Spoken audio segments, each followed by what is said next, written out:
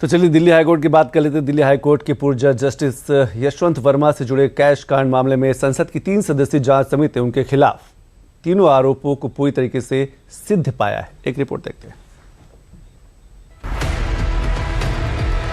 Delhi high court के पूर्व जज जस्टिस यशवंत वर्मा के सरकारी आवास पर मिले जले नोटों के मामले में संसद की 3 सदस्यीय जांच समिति ने उनके खिलाफ तीनों आरोपों को पूरी तरह सिद्ध पाया है। बुधवार को संसद के दोनों सदनों में पेश की गई इस जांच रिपोर्ट के अनुसार जस्टिस वर्मा अपने घर में मिली भारी नकदी का स्रोत या मालिकाना हक बताने में पूरी तरह नाकाम रहे।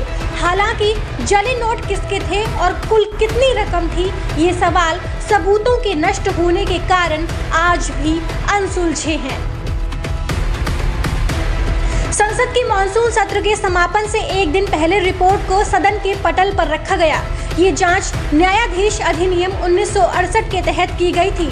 समिति ने अपनी कार्यवाही के दौरान मौखिक और दस्तावेजी साक्ष्यों को रिकॉर्ड किया और फिर अपनी विस्तृत रिपोर्ट लोकसभा अध्यक्ष ओम बिरला को सौंपी।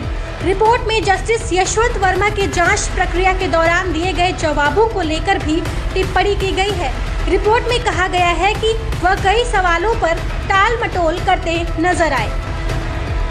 जस्टिस वर्मा पर पहला आरोप 30 तुगलक क्रेसेंट स्थित उनके आधिकारिक आवास के स्टोर रूम में बड़ी मात्रा में नकदी मिलने से जुड़ा है। रिपोर्ट के मुताबिक वहां 500 रुपए के नोटों की गड्डियां मिली थी और नकदी के स्रोत व स्वामित्व पर जस्टिस वर्मा संतोषजनक जवाब नहीं दे सके। दूसरा आरोप साक्ष्यों के संरक्षण में लापरवाही का है। समिति के मुताबिक कानूनी जांच और सीलिंग से पहले स्टोर रूम की स्थिति बदली गई और बाद में कुछ नोटों के गायब होने का भी स्पष्ट जवाब नहीं मिला। वहीं तीसरा आरोप जस्टिस वर्मा के जवाबों से जुड़ा है। समिति ने 22 मार्च 2025 के जवाब को संतोषजनक नहीं माना और उनके रुख को टाल-मटोल वाला बताया। उपलब्ध साक्ष्यों और आधिकारिक गवाहों के आधार पर समिति ने तीनों आरोपों को सिद्ध माना है। वहीं कैश एट होम विवाद के बाद जस्टिस यशवंत वर्मा का न्यायिक कार्य वापस ले लिया गया था और उन्होंने 10 अप्रैल 2026 को अपने पद से इस्तीफा दे दिया था।